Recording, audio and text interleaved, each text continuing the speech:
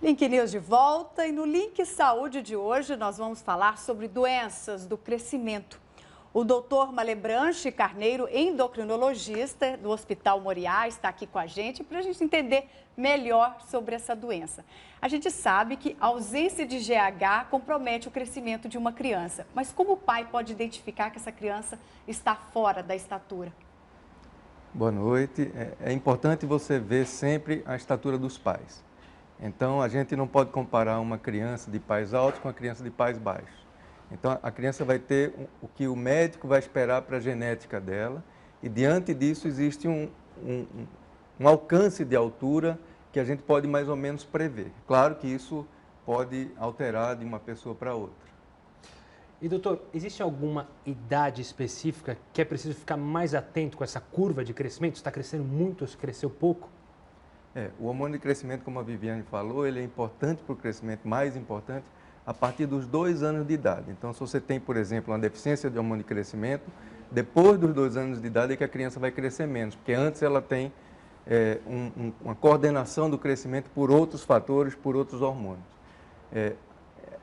A vida inteira tem que ser olhado isso, que crianças que nascem muito pequenininhas, às vezes têm deficiência de crescimento, outras vezes não. Então, tudo isso tem que ser visto num contexto hormonal e não hormonal também.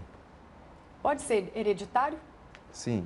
Vários distúrbios de crescimento têm uma hereditariedade na sua causa e vários não têm. Então, crescimento não é uma doença, é um espectro de condições, muitas vezes não são doenças, são alterações da constituição da pessoa mesmo, tem uma estatura mais baixa e que tem um impacto muito negativo que a gente tem que desmistificar muitas vezes nas famílias. Às vezes a gente vê criança que não está dando muita bola para a altura dela, uma mãe que às vezes também não está, mas o pai está muito preocupado porque quer o filho mais alto que ele. Então essas coisas podem trazer problemas até psicológicos para a criança. Então, por outro lado, também a gente não pode perder o tempo precioso para cuidar de condições que podem ser alteradas por doenças. Doutor, você falou aí do caso de doença, acho que o caso mais emblemático, pelo menos para o grande público, de doença de crescimento, é de Lionel Messi. Ele que saiu da Argentina para fazer o tratamento na Espanha. E aí eu quero saber do senhor, como é que funciona o tratamento? Só com uma base de uma alimentação regrada ou com injeções? Falaram que ele tomava injeções lá na Espanha. É mais ou menos nisso? Qualquer doença, qualquer condição, a gente tem que achar a causa. Então, você pode ter uma deficiência de crescimento, por exemplo, por um problema digestivo. Você pode ter uma doença de Crohn, você pode ter uma doença celíaca que prejudique a absorção de nutrientes e a criança crescer mal.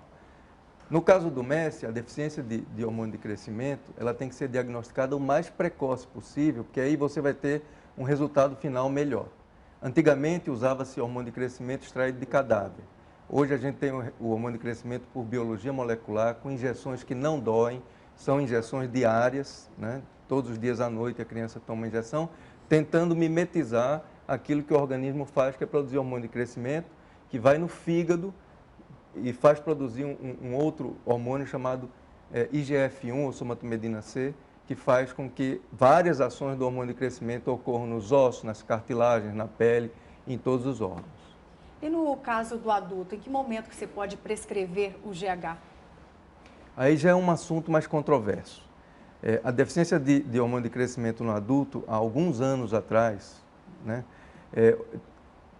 ficou-se imaginando que poderia ser um boom na indústria e que poder-se-ia vender muito e ter muita utilidade para o adulto. E, na verdade, atualmente, a gente tem que ter muito cuidado com isso. A gente não deve receber hormônio que a gente já tem suficiente. Esse é um princípio básico em endocrinologia. Hormônio tem que ser imitado o que a natureza faria, como qualquer coisa, condição nossa. O hormônio de crescimento deficiente em adulto pode acontecer em doenças. Por exemplo, tumores da região hipofisária podem fazer a pessoa não produzir hormônio de crescimento, porque essa área foi destruída e é uma das mais precoces. Esses pacientes podem receber hormônio de crescimento em situações selecionadas. Alguns sim, outros não. Aqueles pacientes que não têm deficiência de hormônio de crescimento não devem receber hormônio de crescimento por nenhum motivo, especialmente estéticos. Doutor, só para fechar rapidamente, a gente falou muito de hormônio para crescer, mas tem muita gente que tem a doença ao contrário, né? Que cresce demais. Tem que retardar isso? Como fazer? Qual é o tipo de tratamento para esse tipo de criança? O excesso de crescimento também ele tem um espectro, né? E ele também pode trazer doenças por trás. Então, o excesso de crescimento constitucional, geralmente o médico só acompanha e, em geral, a altura que a criança e o adolescente alcançam não é uma coisa estratosférica. Mas as doenças que levam ao aumento de crescimento, essas sim têm que ter uma interferência. Como eu falei, você pode ter tumores, falei em outro programa, tumores produtores de hormônio de crescimento que podem fazer o gigantismo. Existem condições genéticas também que podem levar a gigantismo e essas têm que ser tratadas precocemente. Então, existem tratamentos para isso. Por exemplo, você pode, em alguns casos, além de tratar a causa, fazer com que a puberdade dessa criança seja acelerada e fechar as epífises dos ossos mais precocemente, mas isso com muito cuidado, muita cautela, sempre orientado por um endocrinologista. Doutor Malebranche, muito obrigada pela participação mais uma vez aqui no Link News. Uma boa noite para o senhor. Para quem está em casa, a gente reforça, a gente conversou com o doutor Malebranche Carneiro, endocrinologista do Hospital Moriá.